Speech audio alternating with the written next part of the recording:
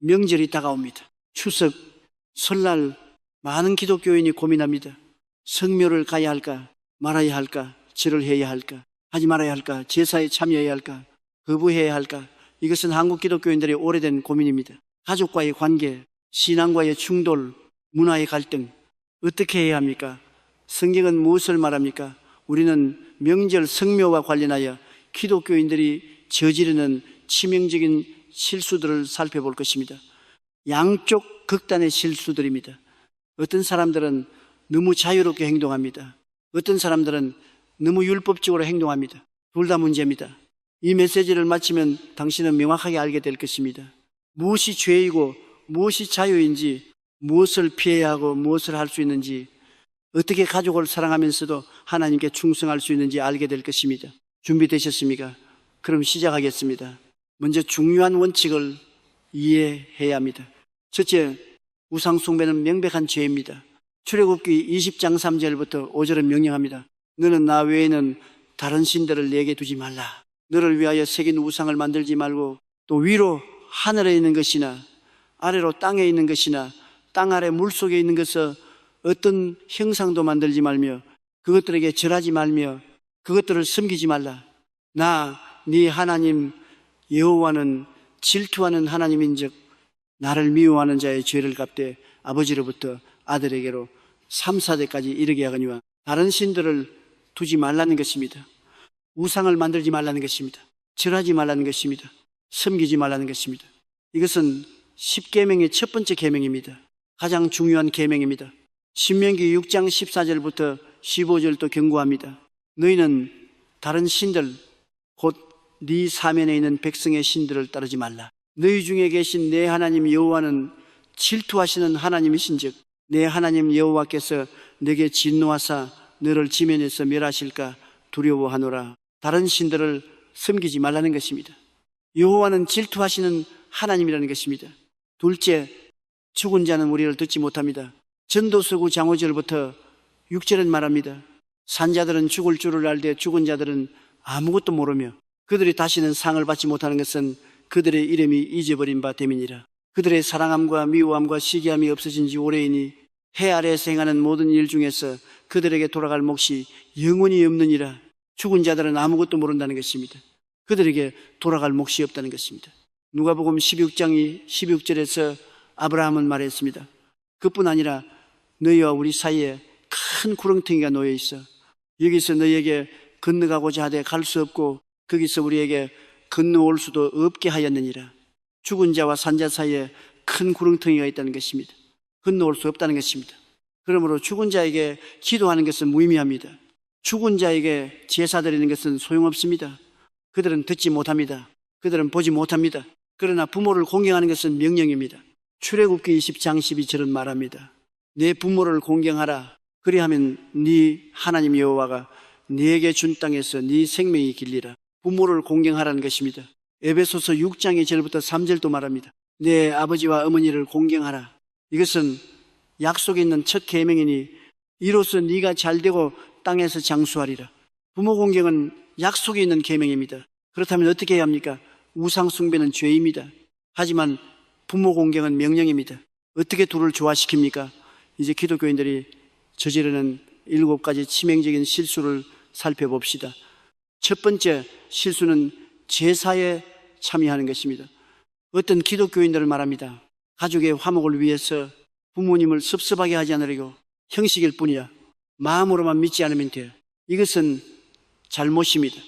제사는 우상 숭배입니다. 형식이라도 참여하면 안 됩니다.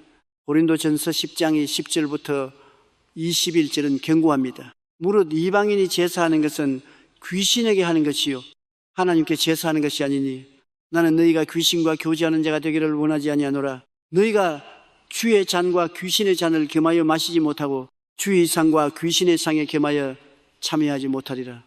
이방인의 제사는 귀신에게 하는 것이란 말입니다. 귀신의 상에 참여하지 못한다는 것입니다. 제사는 조상신에게 드리는 것입니다. 이것은 우상 숭배입니다. 귀신 숭배입니다.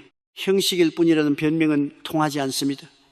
신명기 12장 30절부터 31절은 경고합니다. 너는 스스로 삼가 내 앞에서 멸망한 그들의 자취를 밟아 올무에 빠지지 말라. 또 그들의 신을 탐구하여 이르기를 이 민족들은 그들의 신들을 어떻게 섬겼는고 나도 그와 같이 하겠다 하지 말라. 네 하나님 여호와께는 네가 그와 같이 행하지 못할 것이라. 그들은 여호와께서 끓이시며 미워하시는 온갖 가증한 일을 그들의 신들에게 행하여 심지어 자기들의 자녀를 불살라 그들의 신들에게 드렸느니라. 그들의 방식을 따라하지 말라는 것입니다. 제사에 참여하는 것은 타협이 아니라 배교입니다. 다니엘 3장에서 사드락, 메삭, 아벳느고는 절하기를 거부했습니다. 다니엘 3장 16절부터 18절에서 사드락과 메삭과 아벳느고가 왕에게 대답하여 이르되 느부갓네살이여 우리가 이 일에 대하여 왕에게 대답할 필요가 없나이다. 왕이여 우리가 섬기는 하나님이 계시다면 우리를 맹렬히 타는 풀무불 가운데에서 능히 건져내시겠고 왕의 손에서도 건져내시리이다. 그렇게 하지 아니하실지라도 왕이여 우리가 왕의 신들을 섬기지도 아니하고 왕이 세우신 금신상에게 절하지도 아니할 줄을 아옵소서. 절하지 않겠다고 분명히 말했습니다. 죽더라도 절하지 않겠다고 했습니다. 제사는 거부해야 합니다. 분명하게 정중하게 하지만 확고하게 거부해야 합니다. 두 번째 실수는 제사 음식을 먹는 것입니다. 어떤 사람들을 말합니다. 제사는 안 지내지만 음식은 먹어도 되지 않을까? 이미 차려진 음식인데 버리는 것보다 먹는 게 낫지 않나? 이것도 조심해야 합니다.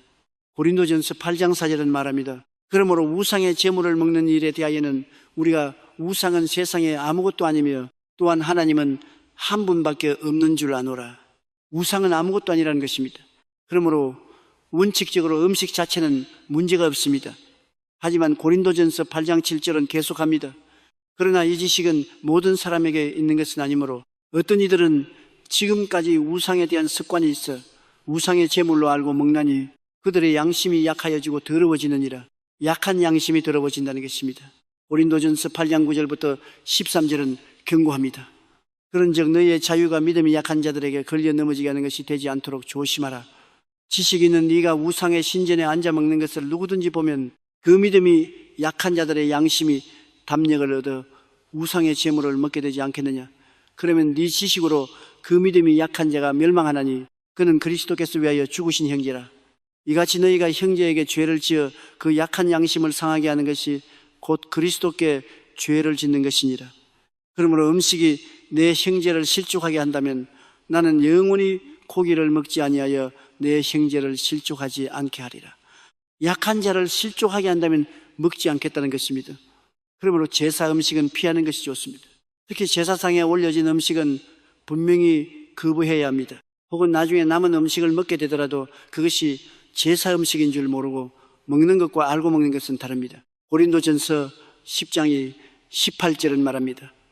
누가 너희에게 이것이 제물이라 말하거든 알게 한 자와 그 양심을 위하여 먹지 말라. 제물이라고 알려주면 먹지 말라는 것입니다. 양심을 위해서입니다. 세 번째 실수는 절을 하는 것입니다. 어떤 사람들은 말합니다. 무덤 앞에서 절하는 것은 예의일 뿐이야. 조상에게 경의를 표하는 것뿐이야. 하나님께 드리는 게 아니니까 괜찮아. 이것은 위험한 생각입니다. 성경은 무엇을 말합니까? 출애굽기 20장호절은 분명합니다. 그것들에게 절하지 말며 그것들을 섬기지 말라. 절하지 말라는 것입니다. 다니엘의 세 친구들은 금신상에 절하지 않았습니다. 죽음을 무릅쓰고 거부했습니다. 물론 성경에는 사람에게 절하는 경우도 있습니다.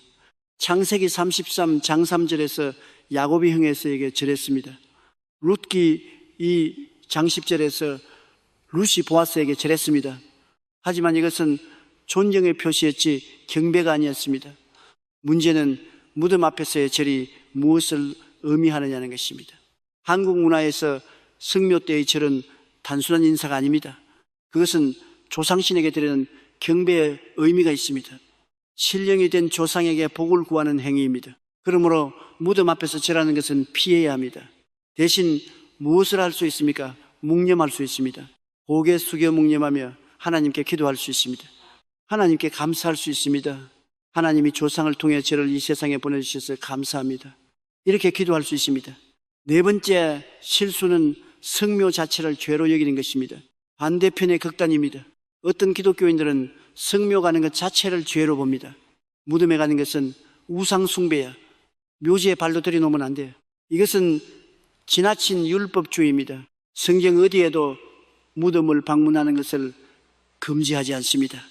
요한복음 11장 31절은 기록합니다. 마리아와 함께 집에 있어 위로하던 유대인들은 그가 급히 일어나 나가는 것을 보고 혹하러 무덤에 가는 줄로 생각하고 따라가더니 무덤에 간다는 것입니다.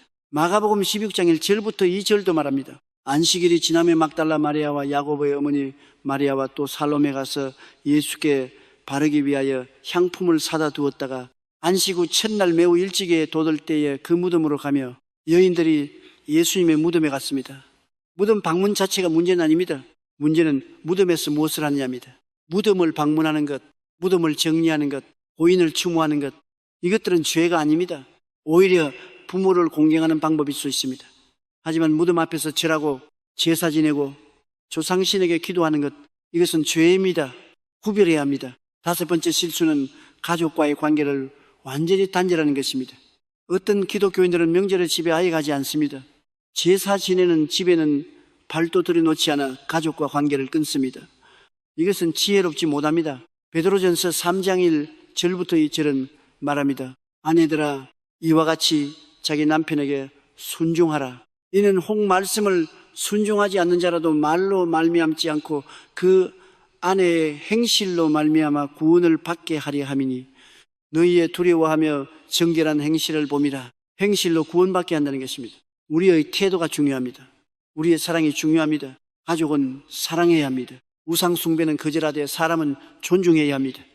마태복음 5장 16절에서 예수님은 말씀하셨습니다. 이같이 너희 빛이 사람 앞에 비치게 하여 그들로 너희 착한 행실을 보고 하늘에 계신 너희 아버지께 영광을 돌리게 하라. 착한 행실을 보이라는 것입니다. 명절에 집에 가십시오. 가족을 만나십시오. 부모님께 효도하십시오. 음식을 준비하십시오. 집안일을 도우십시오. 사랑을 보여주십시오. 단지 제사에는 참여하지 마십시오. 정중하게 설명하십시오. 저는 하나님만 섬기기로 결심했습니다. 하지만 부모님을 사랑합니다. 가족을 사랑합니다. 다른 방식으로 효도하겠습니다. 여섯 번째 실수는 판단하고 정죄하는 것입니다. 어떤 기독교인들은 제사 지내는 가족들을 판단합니다. 정죄합니다. 비난합니다. 당신들은 지옥에 갈 거야. 우상 숭배자들, 무식한 사람들. 이것은 사랑이 아닙니다. 교만입니다. 로마서 14장 4절은 경고합니다. 남의 하인을 판단하는 너는 누구냐? 그가 서 있는 것이나 넘어지는 것이 자기 주인에게 있으며 그가 세움을 받으리니 이는 그를 세우시는 권능이 주께 있습니다. 판단하지 말라는 것입니다. 야고보서 4장 11절부터 12절도 말합니다. 형제들아 서로 비방하지 말라. 형제를 비방하는 자나 형제를 판단하는 자는 곧 율법을 비방하고 율법을 판단하는 것이라. 네가 만일 율법을 판단하면 율법을 행하는 자가 아니요 재판관이로다.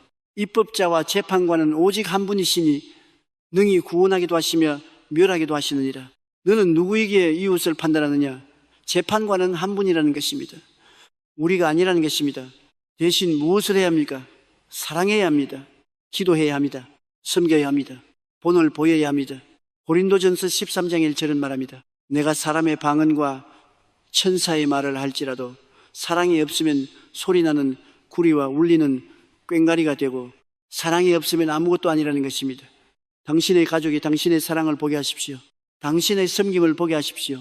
당신의 친절을 경험하게 하십시오. 그것이 그들을 그리스도께로 인도할 것입니다. 일곱 번째 실수는 복음을 전하지 않는 것입니다. 어떤 기독교인들은 제사는 거부하지만 복음은 전하지 않습니다. 그냥 조용히 빠집니다. 아무 말도 하지 않습니다. 이것은 기회를 낭비하는 것입니다. 명절은 복음을 전할 기회입니다. 로마서 1장 16절은 선포합니다. 내가 복음을 부끄러워하지 아니하노니 이 복음은 모든 믿는 자에게 구원을 주시는 하나님의 능력이 됨이라. 먼저는 유대인에게요 그리고 헬라인에게로다. 복음을 부끄러워하지 말라는 것입니다. 디모데후서 4장이 저런 명령합니다. 너는 말씀을 전파라. 때를 얻든지 못 얻든지 항상 힘써라. 범사에 오래 참음과 가르침으로 경책하며 경계하며 권하라. 때를 얻든지 못 얻든지 전파하라는 것입니다. 물론 지혜롭게 해야 합니다.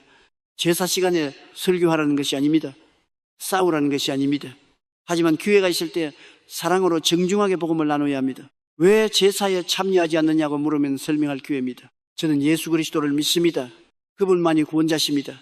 그분만이 죽음을 이기셨습니다. 그분을 믿으면 영생을 얻습니다. 조상들도 예수님을 믿어야 구원받습니다. 제사로는 구원받을 수 없습니다. 진리를 말해야 합니다. 사랑으로, 하지만 분명하게 말해야 합니다. 그렇다면 실제로 어떻게 해야 합니까?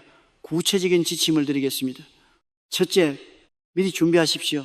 명절이 다가오기 전에 기도하십시오. 하나님, 지혜를 주소서.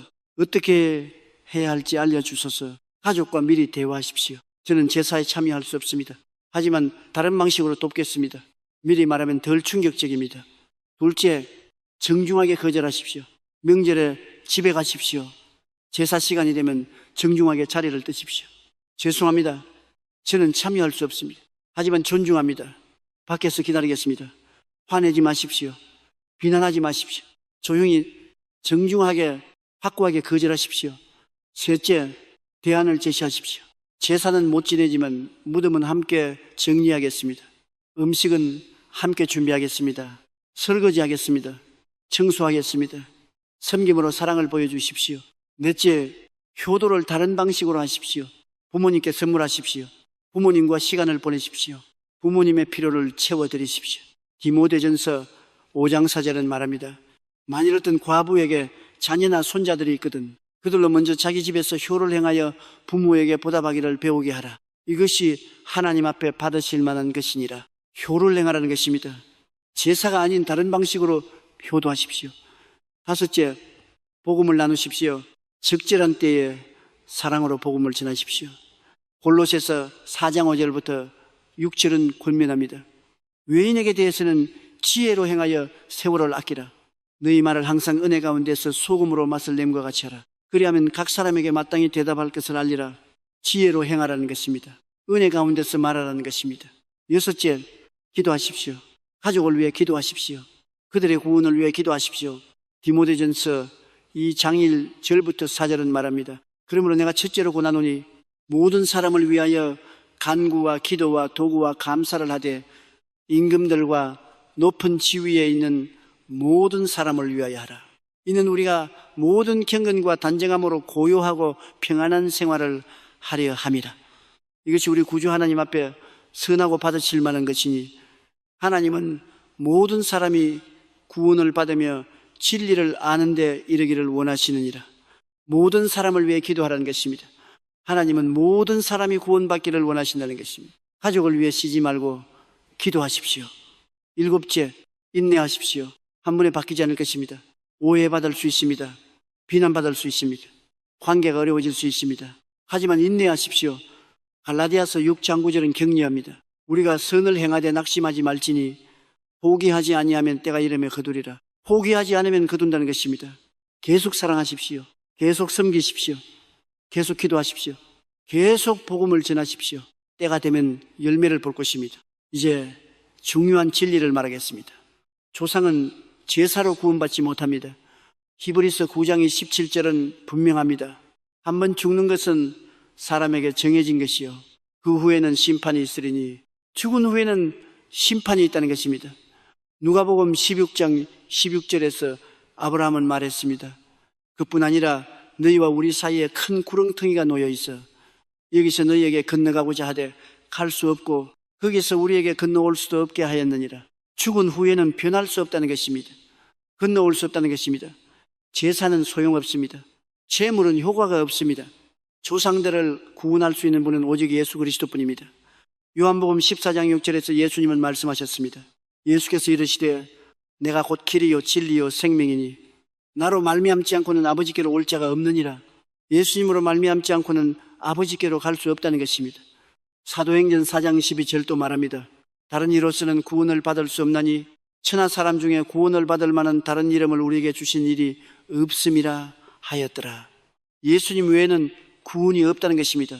그렇다면 믿지 않고 죽은 조상은 어떻게 됩니까? 이것은 고통스러운 질문입니다. 하지만 진실을 말해야 합니다. 그들은 잃어버린 바 되었습니다. 요한복음 3장 18절을 말합니다. 그를 믿는 자는 심판을 받지 아니하는 것이요 믿지 아니하는 자는 하나님의 독생자의 이름을 믿지 아니함으로 벌써 심판을 받은 것이니라. 믿지 않는 자는 이미 심판받았다는 것입니다. 요한복음 3장 31절도 말합니다. 아들을 믿는 자에게는 영생이 있고 아들에게 순종하지 아니하는 자는 영생을 보지 못하고 도리어 하나님의 진노가 그 위에 머물러 있느니라. 믿지 않는 자에게는 진노가 있다는 것입니다. 이것은 가혹하게 들립니다. 하지만 이것이 진실입니다. 우리가 바꿀 수 없는 진실입니다. 그렇다면 우리는 무엇을 해야 합니까? 첫째, 슬퍼할 수 있습니다. 로마서 9장이 절부터 3절에서 바울은 말했습니다. 내게 큰 근심이 있는 것과 마음에 그치지 않는 고통이 있는 것을 내 양심이 성령 안에서 나와 더불어 증언하노니 나의 형제 곧 고륙의 친척을 위하여 내 자신이 저주를 받아 그리스도에게서 끊어질지라도 원하는 바로라. 바울도 슬퍼했습니다. 슬퍼하는 것은 괜찮습니다. 둘째, 하나님의 공의를 신뢰해야 합니다. 창세기 18장 15절에서 아브라함은 말했습니다. 주께서 이같이 하사 의인을 악인과 함께 죽이심은 부당하오며 의인과 악인을 같이 하심도 부당하니이다.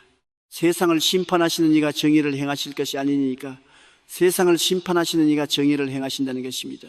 하나님은 공의로우십니다. 하나님은 실수하지 않으십니다. 하나님의 판단을 신뢰해야 합니다. 셋째, 살아있는 가족을 위해 더욱 힘써야 합니다. 죽은 자를 위해서는 할 수 있는 것이 없습니다. 하지만 살아있는 자를 위해서는 할 수 있습니다. 복음을 전할 수 있습니다. 기도할 수 있습니다. 사랑할 수 있습니다. 본을 보일 수 있습니다.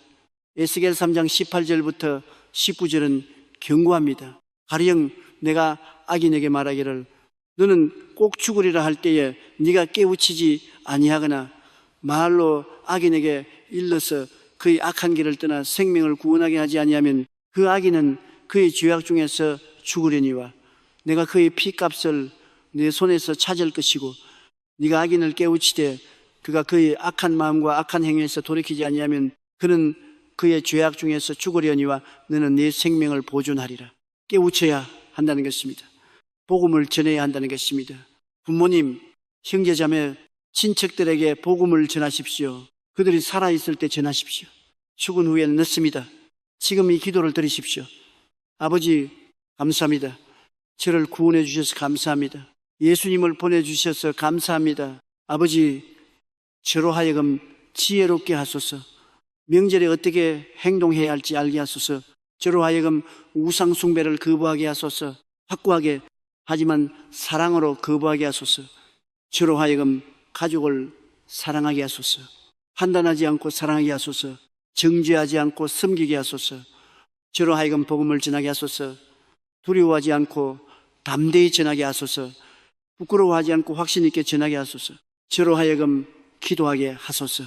제 가족의 구원을 위해 쉬지 않고 기도하게 하소서. 저로 하여금 인내하게 하소서. 낙심하지 않고 계속 나아가게 하소서. 그리고 아버지 제 가족을 구원해 주소서. 그들의 눈을 열어주소서. 그들의 마음을 열어주소서.